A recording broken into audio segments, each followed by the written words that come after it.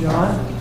If it's okay, I'm going to stand here just rather than get the microphone. I know that at certain points in time there'll be questions, there'll be ideas, there's opportunity for us to have more of a conversation. I'm not going to be making a 20-minute presentation.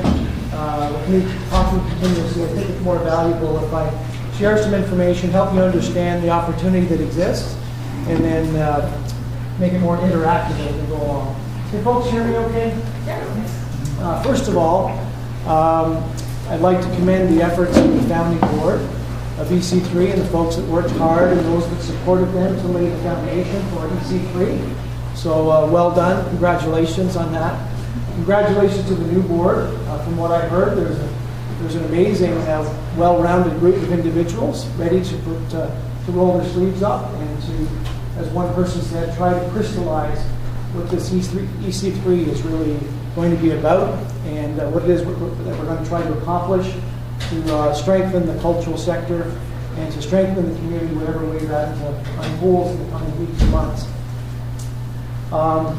Annual general meetings are not easy things to get people to come out to generally, so I think all of you should be encouraged at the level of interest and attendance here tonight. So that's well done to all of you. So this is a dialogue that we're going to have about a funding program available through the ministry. It's called the Culture Development Fund. And John, next slide for me. Let me start by trying to relate it to what does it mean for us as EC3. Your mission, as I understand it, in large part is about fostering collaboration, professionalization, the development of culture and arts in Peterborough and surrounding region. I read that to be, in other words, building capacity, strengthening the cultural sector, strengthening organizations, strengthening the ability of artists to be able to do what they do and to be more self-supporting, to be profitable if they're professional artists, for organizations to be able to function, to be sustainable, all these things that are part of building capacity, building a stronger cultural sector. So that's where I begin, trying to talk to you about what does this mean for us. I believe there's a funding opportunity that's really quite a good fit with the kind of things that we're talking about this evening. On the next slide. There's a very simple program goal for the Culture Development Fund. You know, we talk about, someone mentioned about government bureaucracies and trying to understand the jargon and so on. Well, people like me are continually working to encourage plain language. How's that for plain language? The goal of the program is to strengthen cultural organizations and their leadership. Many of you are leaders. Many of you are part of existing cultural organizations. You've shown an interest in a new one, EC3. We're talking about how can we strengthen EC3, how can we strengthen the other organizations that are represented here, how can we build your capacity as individual leaders in the cultural sector, and that's the basic goal. Within that basic goal, there's 4 priorities. John, next slide. Those 4 priorities, the first one's about developing stronger boards, advisory committees. So EC3 has a brand new board, 9 people, 10 people. There's a number of other people here that sit on other boards of other cultural organizations in the room, other types of committees and so on. What can we do here in Peterborough to strengthen the existing boards and advisory committees in the cultural sector? We can have a conversation about what some of those things might be if you want, but I really think tonight is going to be the start of a conversation. I've told 3 or 4 of you in having conversations that my hope is that I can come back to the EC3 table and talk to your board and talk to other people here in the community about what this funding program might look like, what a project might look like to address the program goals and priorities that we're talking about. So stronger boards is one. Secondly, creating more efficient collaborations and partnerships. So this idea of collaborating, where does it make sense for us to work together in the cultural sector? Collaborating in partnerships is it's one of those sort of jargony kind of things that funders tend to encourage. Trillium Foundation, you talk to a Trillium program manager, and many of you have got funding from Trillium. Certainly, they want to see evidence of partnerships and collaboration with their projects. But EC3, I would challenge you, encourage you to talk about in the early stages in the next short while, where does it make sense for us to encourage collaboration? Where does it make sense for us to develop stronger partnerships in the community to strengthen the cultural sector and their leaders? The third priority is improving planning, financial and digital capabilities. So planning could be as simple as maybe we need to develop a business plan or a strategic plan to kind of give us direction and focus. And in doing that, we need to consult our constituency, our cultural community, and come up with a game plan for how we're going to strengthen the cultural sector, how we're going to carry out our mandate as EC3. That's an example of that. And the last one, make strategic use of new and social media. I think everybody's well aware of the importance of that, the applicability of that for the cultural sector, whether you're an artist or whether you're a historical society or a cultural organization of another kind. The use of social media to reach your audience, to engage with your audience, to promote what you do, to sell what you do is very important. So those are the four basic priorities. Everybody okay with that? That's fairly plain language, fairly understandable. It's a matter of saying, what is it that we're trying to accomplish? What are our priorities locally, and how can we fit with the funding program? So that's kind of the overarching information you need to know. This one will get harder for you to see at the back, but you've got the goal at the top, strengthening cultural organizations and their leadership. You've got the four goals in the second row, and you've got some examples of the kind of outcomes that we would expect projects to have for those different areas. I'll let you read that a little bit if you can.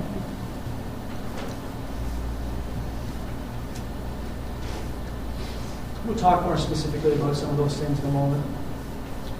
But there's a framework for the funding, the basic goal, the priorities, some of the outcomes that we're trying to encourage. John? I'm not sure if it's staff, I'm not sure if it's just my eyes, but in my glasses, but is there a bit more focus that can be brought to it?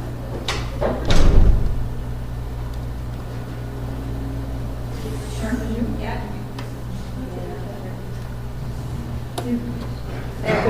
How's that? Good there? That works for me. Better. I'm a lot closer than you, so.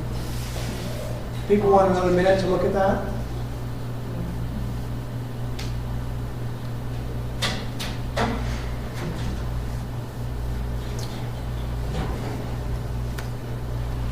There's two streams of funding. There's funding for individual organizations, and there's funding for what we call consortia, or umbrella organizations. We would view at the ministry EC3 as an umbrella organization. You describe yourself as such. Arts councils would be umbrella organizations as another example. Individual organizations, I've talked to a couple of you here about this. Individual organizations can apply for up to $25,000 per year for a one-year project or for a two-year project. Stream 2 is the umbrella or the consortium projects. That's a maximum funding of $75,000 per year for one-year projects, or $150,000 over the course of 2 years. So that's straightforward. Stream 1, who can apply? There's a list of organizations, the kind of organization that you would expect to see in any definition of what do we mean by cultural organizations, from public libraries to municipalities are also eligible to apply.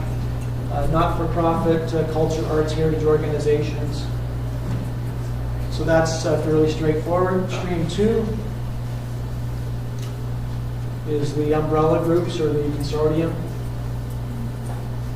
There's a little more definition on the next slide about what we mean by one versus the other. Umbrella cultural groups must have at least 2 member organizations. How many member organizations does EC3 have at the moment? Lots. Lots. You got 30 or 40 members. Some are individual members, some are groups. So clearly you're an umbrella organization. There's some examples there. Consortium, for this definition in this case, basically is 2 or 3 groups that come together specifically for the purpose of a project. And they came together for that reason to plan to implement a project of this kind. The 20,000, that refers to population. So if it sits a consortium in the city of Peterborough, population that we have, we would look for at least 3 groups. If it's a consortium in Selwyn Township, under 20,000, we would consider, then all you have to have is 2 organizations come together to qualify for that consortium definition. Who cannot apply? Like all government funding programs or the Trillium Foundation, individuals cannot apply. Sort of an individual artist, and there are several of you here doing amazing things in your own particular area. Unfortunately, you can't apply as an individual artist, but you can apply as part of an organization, agencies, private foundations, schools, universities and colleges, and so on. So that's who can apply. Is there a incorporation restriction, like 2 years or something? Yeah, we're going to get to that, but to be eligible under this funding program, you have to be incorporated for at least 1 year. In the case of EC3, was your incorporation date November? November 13th. Yeah. Just We'll be ready for November next. 13th, 2012 is our official date. We missed out this year yes. by a month. Right, so you're good to go for the next funding program, and this should open up for business in the next month or so. So we have And to start you'll our have been incorporated for 1 year by then, and you're good to go. Sometimes there's ways of getting around that too. An organization that's only been incorporated for 6 months, and you're part of a consortium, well then which partner organization in that consortium qualifies to be the applicant, and we can work with that. In your case, EC3 can apply for the next round of funding. And you have the timelines in terms of when the application starts, probably? We don't have that yet, actually, but the program is likely to be announced within the next month, and it's likely going to have a deadline of March, April, Right. June. And then granting would be specific to when we're requiring the funding for the project we're putting in place? Is that how that works, or is it specific timelines when the money? I'll talk about that in a Yeah, moment, too. perfect. Okay. Here we go. So this is going to be actually the second round of CDF funding. It's opening up. You can see that projects have to address the goal and one of the 4 priorities. Funding announcements for the first round of Culture Development Fund will be made over the course of the next couple of weeks, likely, maybe 3 weeks. Through the internet or through, I looked at this on the internet, but. Yeah, I'll get to that too, but that'll be publicized online and in the media. But there's an online grant system that this is all available to you for. It's called Grants Ontario, and the website is grants.gov.on.ca. So that'll be something that you want to keep your eye on a continuous basis. Many of you might be involved in other kinds of organizations, maybe a social service agency or an environmental group or other kinds of organizations, and there's grants of different kinds available online through Grants Ontario. In the case of the current program, funding announcements will be made by sometime mid-December, and those are for projects that will start April the 1st, 2014. And if they're 1 or 2 year projects, they'll continue to March 31st, either 2015 or 2016. Okay. Right in line with our fiscal year. So here's some things. This probably should come after I tell you what's eligible. This is the ineligible kinds of things. But we can't help with website development, digitization of collections, and the kinds of things that are there. Development of cultural plan, cultural mapping. Many of you know what that is. It was referred to tonight. The city developing a municipal cultural plan. The city also doing some work with Deborah Soul as the cultural planner to implement the cultural plan, including the creation of EC3. The ministry funded both of those stages, the development of the plan and support to implement the plan, but we can't help with those kinds of things. I know Rob and Shara will be disappointed. They've done some cultural mapping in Selwyn Township. Obviously, the next stage is to develop a cultural plan that says how can we build on the great resources that we have in our municipality. And unfortunately, this program cannot assist with that. Capital projects, obviously, can help you with the, building a beautiful place like Showplace. Making a nice office for people to work in. Right. Feasibility studies, market studies, and so on. Those are things that you can see. Ineligible expenses, like someone mentioned earlier tonight, grant funding programs these days are what's called project specific. Organizations often are looking for money just to pay the bills, the overhead, the regular operating admin, and hire some staff that we require to support the board, like you were talking about. But this funding program cannot assist with what we would call regular operating or administrative expenses. That's not to say that EC3 couldn't have a staff person as part of your project. We just need to see that what that person is going to do is going to do work that contributes to the goals and priorities of the Culture Development Fund. So what you're saying is whatever income we're paying them has to relate to whatever portion of that project that they're developing, Right. which is Right. what I see is we'll be allocating staff to helping organizations as we roll out those projects. So Yep, as exactly. long as we can draw the straight line between those two things, Yep. we can include that as an expense item. So we can't fund the hiring of a full-time finance person for EC3, but the hiring of an individual who's going to be dedicated to working with the board, working with cultural organizations, and doing some leadership development, doing some things to create stronger boards, doing some things to develop increased understanding, awareness, and use of social media. Whatever those kinds of things are that you determine are priorities, then you may well have a full-time staff person who's the project coordinator and the champion that's working on that project, and that cost is part of the project, and that's perfectly fine. Now, their overhead, like any overhead, we'd be covering because we obviously already pay that. So we can't say, oh, this is it's not excess to our overheads. So Well, there's certain administrative costs related to all projects that are eligible, and there'll be some details here, and certainly in the guidelines when you get them. Okay? So here's a list of typical eligible costs, things that are related to the project, obviously. So there's staff training, there's staff salaries, there's consulting fees, there's technology, oftentimes with projects today. Payments to artists and copyright holders, again, has to be related to the project goals and priorities. Consultation and communication tools, travel and accommodations. Maybe there's an excellent conference that's really in direct relation to the project you define as EC3 or another organization here. And there's a conference in Toronto in June of next year that's going to provide training on the very kind of thing that you're working on here in the city or in the county or wherever. Then attending a conference can potentially be a cost that we can help with.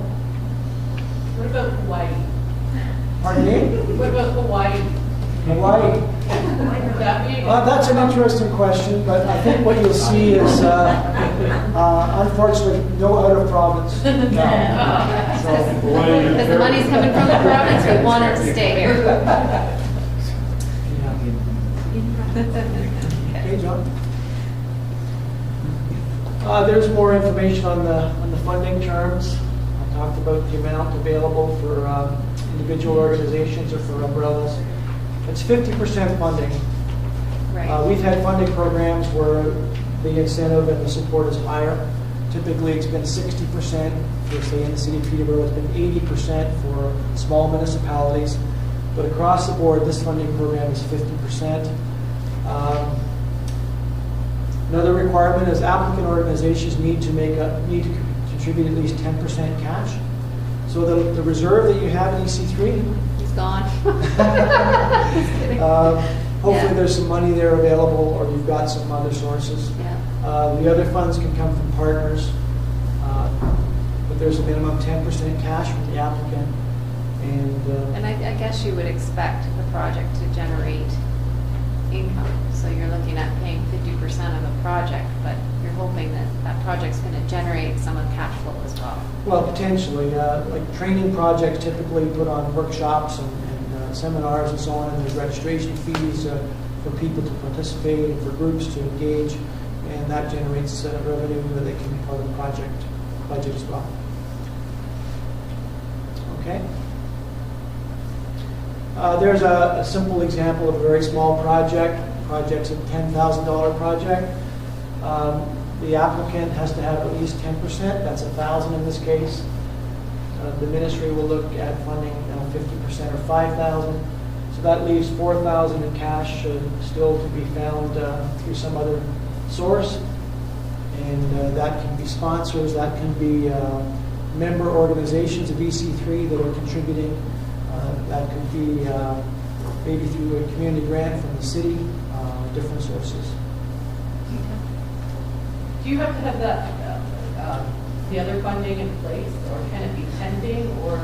Right? Yeah, the funding needs to be in place at the time of the application.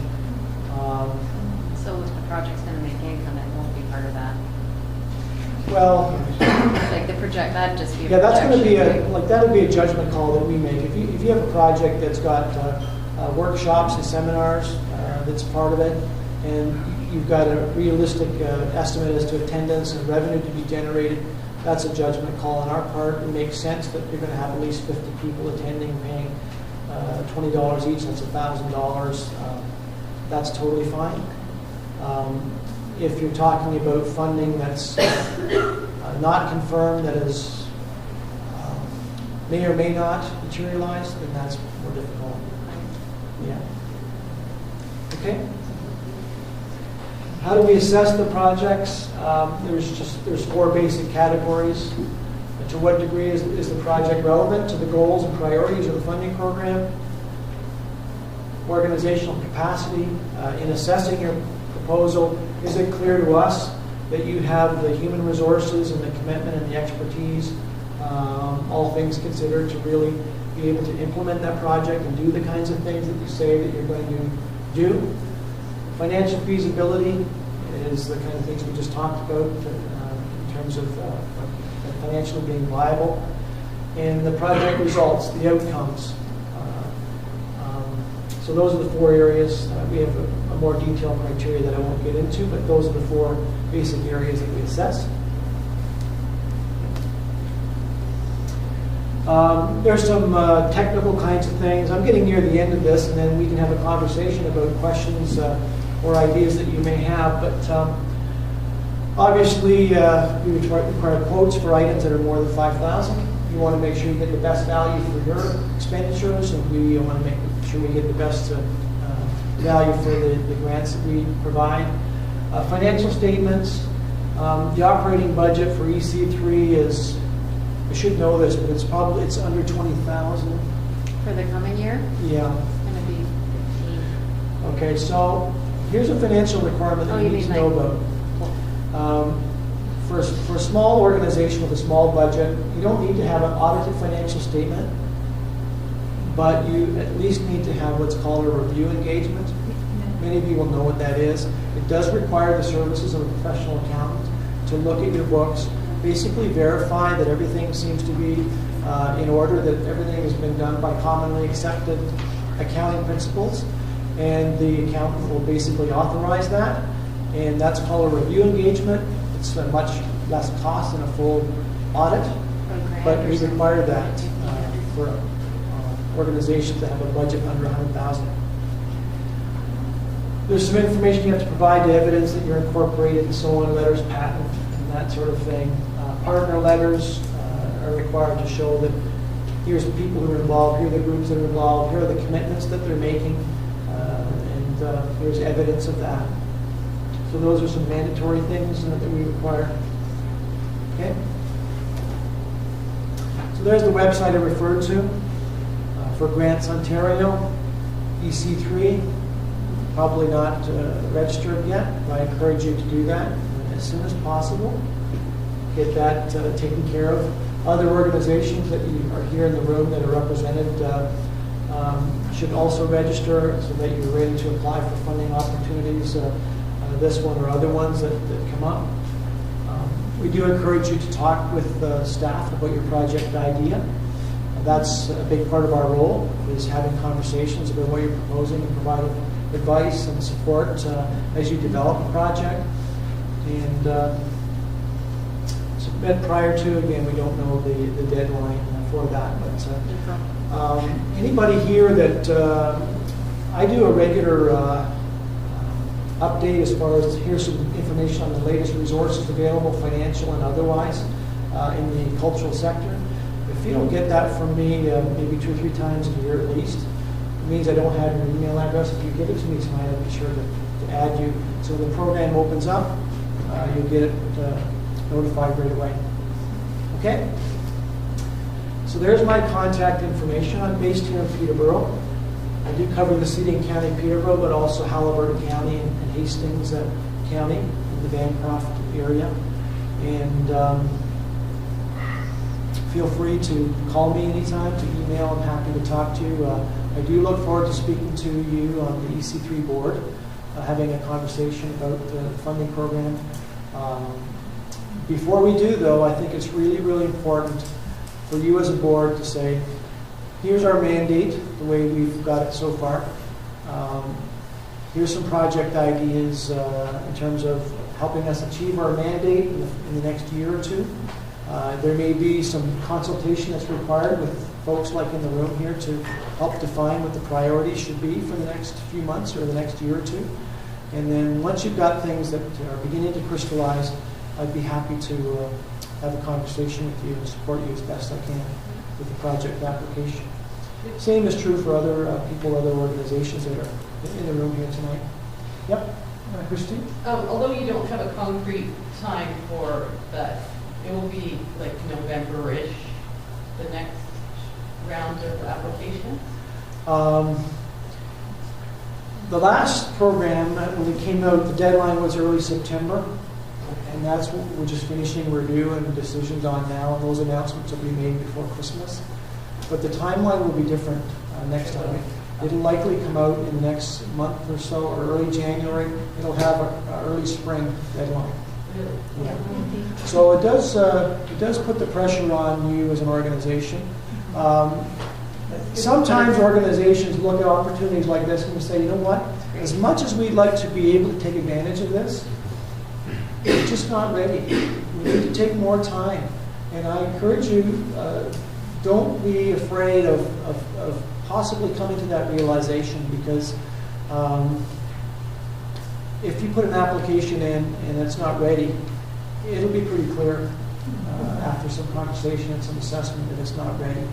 And what you're trying to accomplish as far as a new organization in a formative stage, with the energy and the enthusiasm, the anticipation, it takes time. It does take time. It'll take time just for your new board to begin to know and understand and appreciate each other and come to some sort of consensus on how best we can carry out our mandate. So that's only you folks can sort that out and see how that goes. Any questions other folks might have?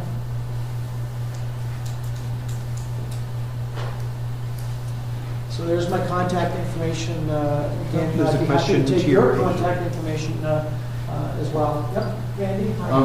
Hi. If you're an organization that has a season every year, that it said ongoing projects are ineligible, could you make a case for a particular event in that season, or considered an ongoing project? Does that make sense? Do you know what I mean? Yeah. So you've got a theater season, and you plan a certain amount,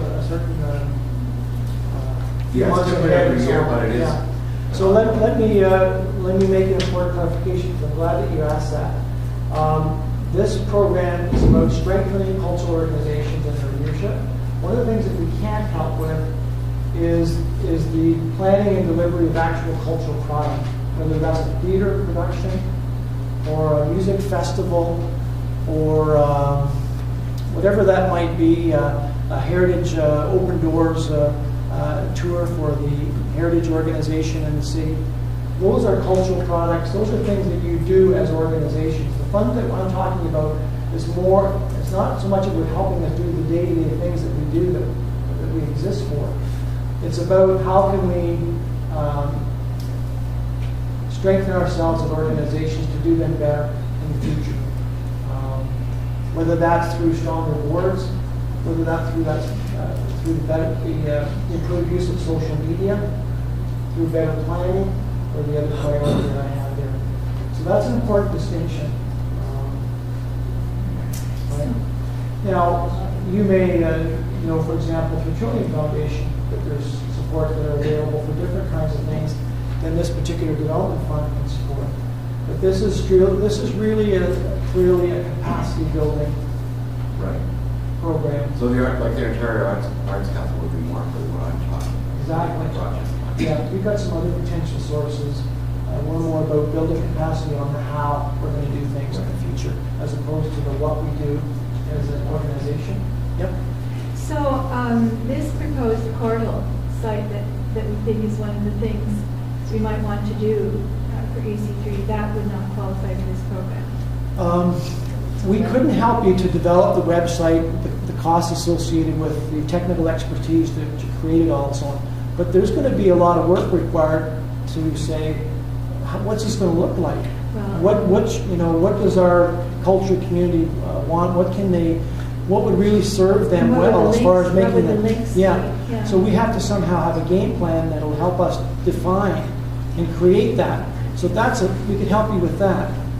But the actual creation of the site, the payment of the web design people to kind of put it in place and so on would be different. Okay, well, that's Okay? good. Does that distinction help? Yeah. Okay.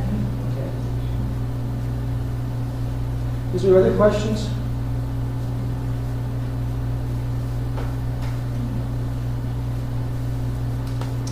So you'll have other questions as we talk about things with each other and in the coming weeks and so on and days. So feel free to contact me anytime.